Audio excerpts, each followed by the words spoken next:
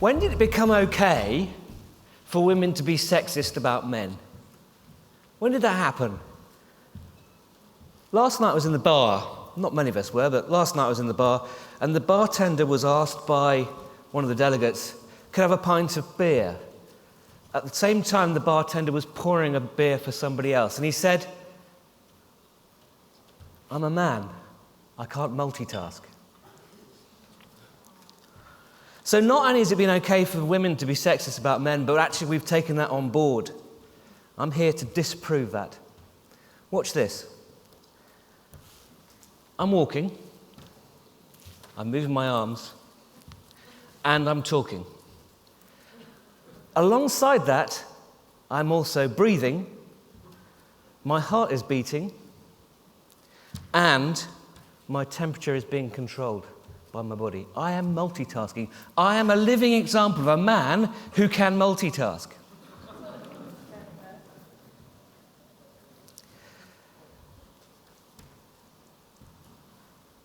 We've spent 50 years building up a research industry that's involved in basically saying to people, why did you do that? And the person at the other end of the interview says, I did that because blah, blah, blah, blah. So I'm interested in shopping and shoppers. So when somebody walks into a store, we're basically thinking that people walk into the store and they walk for 5 meters and they think, okay, now I need to turn left. And then they stop in front of a fixture and they start scanning the shelf from left to right. Because as a researcher, I want to be able to walk up to them straight away afterwards and say, hi there, how did you walk around the store? Well, I walked for 5 meters straight along, then I turned left and so on. Doesn't happen, does it? 95% of the things that humans do are unconscious. Absolutely builds on what Rory was just saying earlier on. Here's a great example. We've got a guy shopping for deodorants in a drugstore.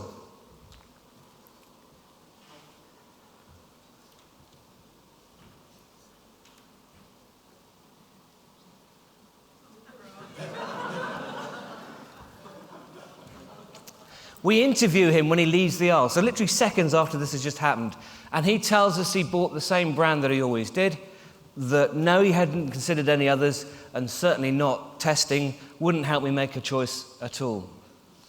Perception and reality, two completely different things. We ask people what they do, they will tell us what they think they've done.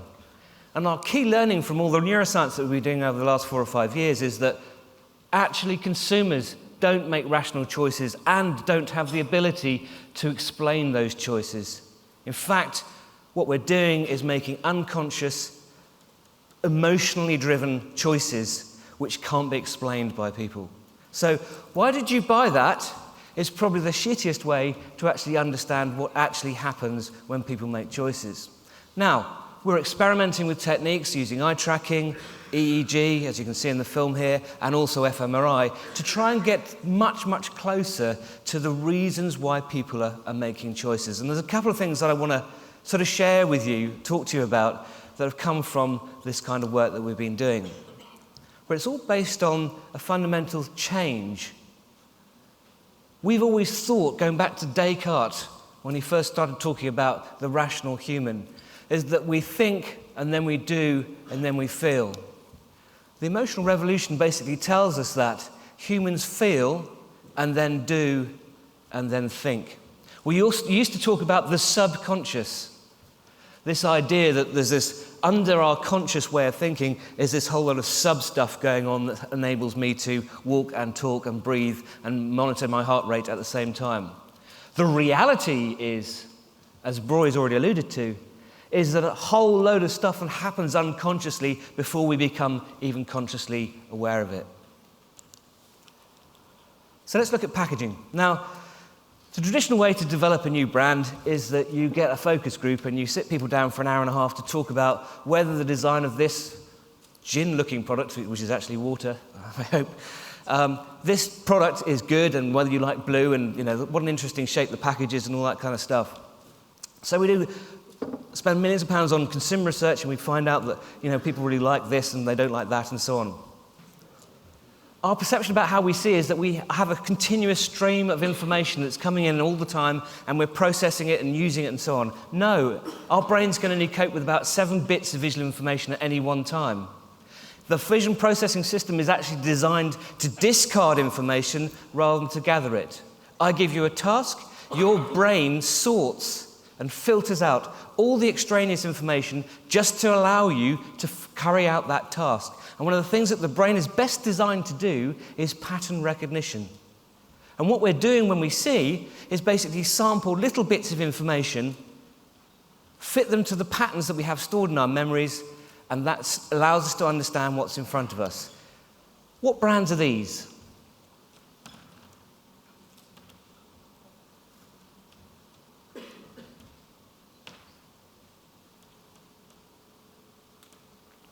What was the first brand?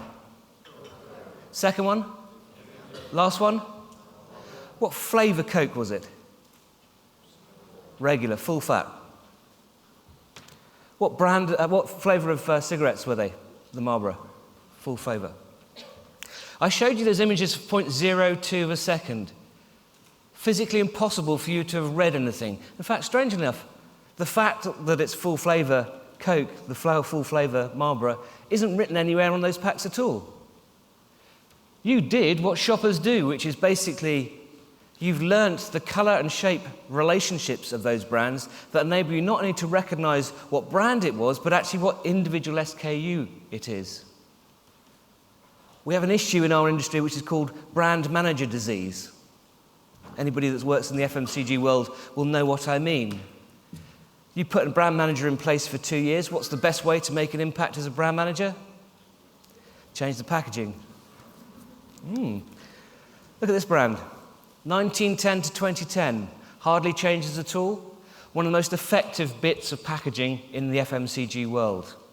Doesn't mean that we can't change things.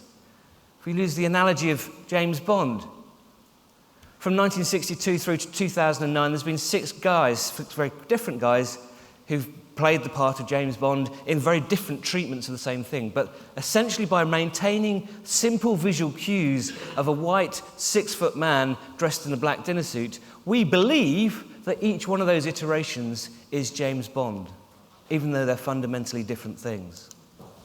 So, when we're going to look at packaging, if we want to understand how shoppers are going to use the pack rather than consumers, instead of spending an hour and a half in a focus group, we need to be able to make sure that the visual cues that shoppers use to recognise the products that we buy are understandable in 0.02 of a second.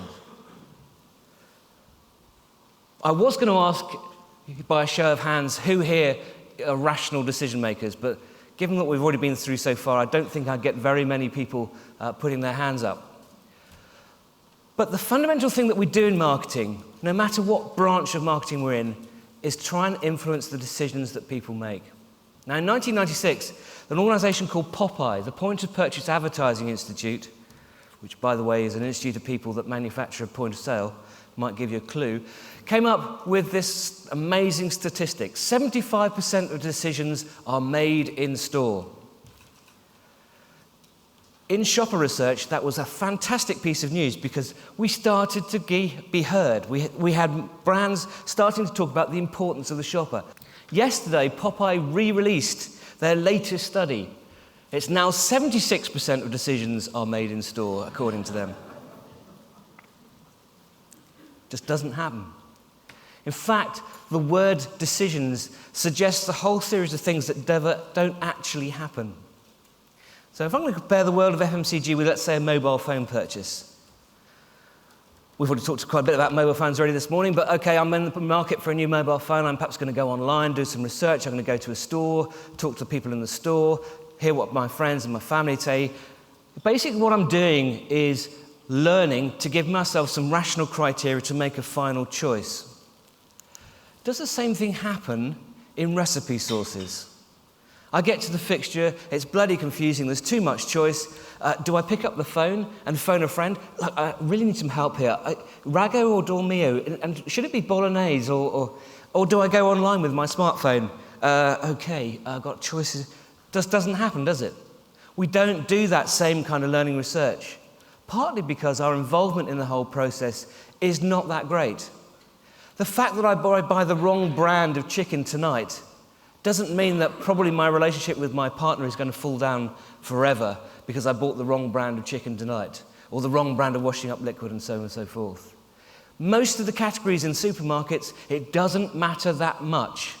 And so therefore, what happens is that shoppers use learnt cues to make erratic assumptions. Most of the beliefs that we have about particular brands and so forth are based on these erratic assumptions. Why do you buy that particular brand of washing powder? Well, if I go through the traditional ways of asking people why you buy things, you end up with a whole series of rationalized reasons why they buy a particular brand of washing powder. Actually, by looking at roughly the size of the brand block, looking at different packaging clues, where it is on the shelf, I make some assumptions that this brand is probably better than the other brand. So in fact, from that 75% of decisions made in store, what we're actually talking about is marginal choice making, which means that decision trees, the classic way of deciding how people make choices, it doesn't exist in store. This idea that I'm coming up to soft drinks, okay, do I want to buy colas, flavor carbonates, or ready to drinks? Well, I want colas, a brand or private label, brand, and then pack size, and then price. If we really shopped like that, it would take about 14 hours to get around the store. You all go shopping. You don't walk up to each category and sort of go, well, my first decision is going to be this, my second decision is going to be this. We don't go through that process at all. What we're doing is making marginal choices.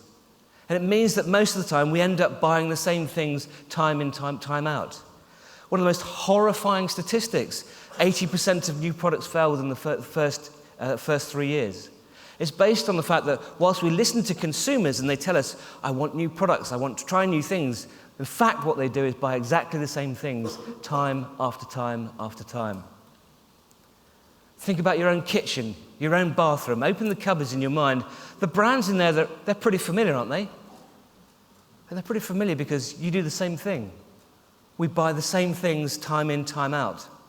But does that mean that's brand loyalty?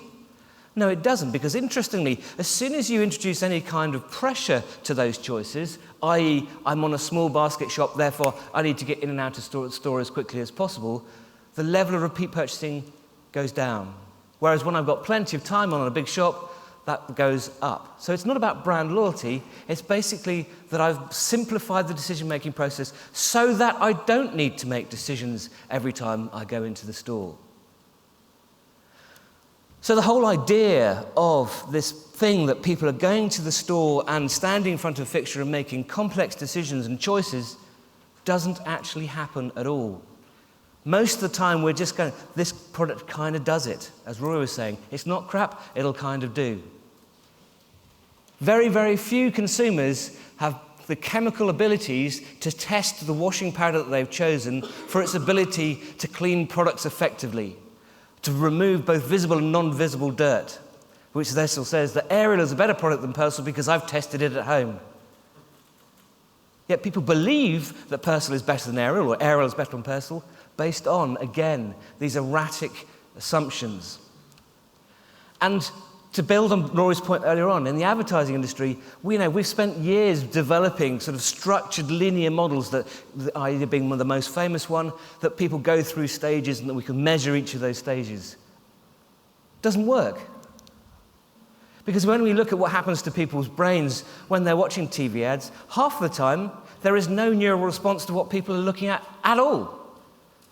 Probably because actually I'm watching an ad for this and my brain is thinking about, do I want a cup of coffee? So what happens in a simple way is that we learn visual cues, as we did with that exercise flashing up the brands, and those cues trigger what we call an emotional packet. It's our collected, received attributes about a particular brand. They might have come from advertising, but they're just as likely to come from seeing somebody else use it, hearing somebody else talk about it, or just simply seeing it in the store. And we've developed this emotional packet related to those visual cues. And when we look at what happens in people's brains, is when they look at the brands that they normally buy, One of the important things is it triggers is the insula, which is where Damasio's hypothesis of the somatic marker or the emotional packet is triggered.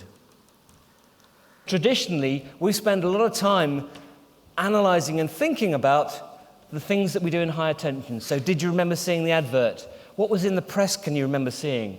Did you see it in store? What does the packaging look like? All those kind of things. The kind of things that we process in high attention that will give us the ability to have conscious recall of it. But actually, that's only a tiny part of what our brains are processing. Our brains are processing in low attention, unconsciously, far more information. And it's actually the things that we process in low attention that are potentially far more important that we need to get access to if we're going to understand really the marginal choices that people are making when they're in store. So if we're going to try and create growth, we really need to get much, much, much smarter at understanding the real decisions and choices that consumers are making. So if we're going to drive growth through understanding what are the visual cues that we're creating for consumers and shoppers, not just in the packs that we're designing, but in all the communication that we're doing, linking together to create that colour shape. And again, how can we activate category and brand growth through real, true understanding of the decisions that people are making? Thank you very much.